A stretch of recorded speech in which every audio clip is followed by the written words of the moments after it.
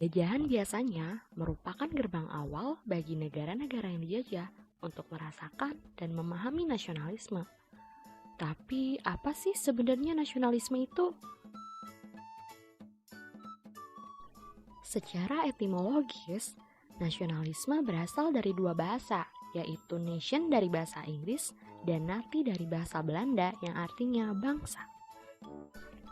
Sedangkan menurut Kamus Besar Bahasa Indonesia, nasionalisme berasal dari dua kata, yaitu nasional dan isme. Nasional yang artinya kebangsaan, berkenaan atau berasal dari bangsa sendiri meliputi suatu bangsa. Sedangkan isme artinya paham, pandangan, ajaran, atau kepercayaan. Nasionalisme dan patriotisme itu tidak bisa dipisahkan. Secara sederhana, nasionalisme artinya cinta tanah air dan patriotisme itu rela berkorban demi negara. Walaupun sedikit berbeda, namun kedua hal ini biasanya beriringan dan bisa disebut dengan paham kebangsaan. Nasionalisme dapat disimpulkan sebagai paham kebangsaan yang mengandung kesadaran dan semangat cinta tanah air, memiliki rasa kebanggaan sebagai bangsa, dan memelihara kehormatan bangsa. Nasionalisme itu dibagi menjadi dua, yaitu nasionalisme dalam arti sempit dan nasionalisme dalam arti luas. Dalam arti sempit, nasionalisme artinya rasa cinta terhadap bangsanya yang sangat tinggi dan berlebih-lebihan, atau lebih dikenal dengan nama Chauvinisme.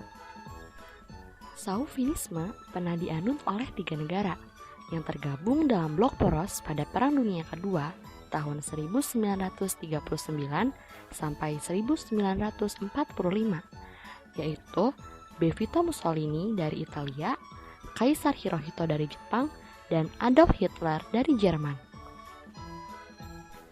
Nasionalisme dalam arti luas bersifat positif karena mengandung makna cinta yang tinggi terhadap bangsa dan negara, tanpa memandang rendah bangsa lain. Latar belakang nasionalisme.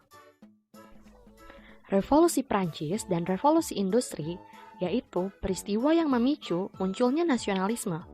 Karena saat kedua peristiwa itu terjadi, masih banyak negara yang dijajah oleh bangsa lain. Negara yang dijajah ini sadar akan persamaan nasib dan harga dirinya sebagai suatu bangsa. Selain itu juga latar belakang nasionalisme karena persamaan keturunan, bahasa, adat istiadat, tradisi, dan agama.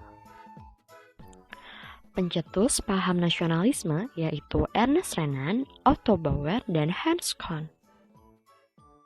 Prinsip nasionalisme ada 3, yaitu yang pertama, prinsip kebersamaan, yang kedua, prinsip persatuan dan kesatuan, yang ketiga, prinsip demokrasi.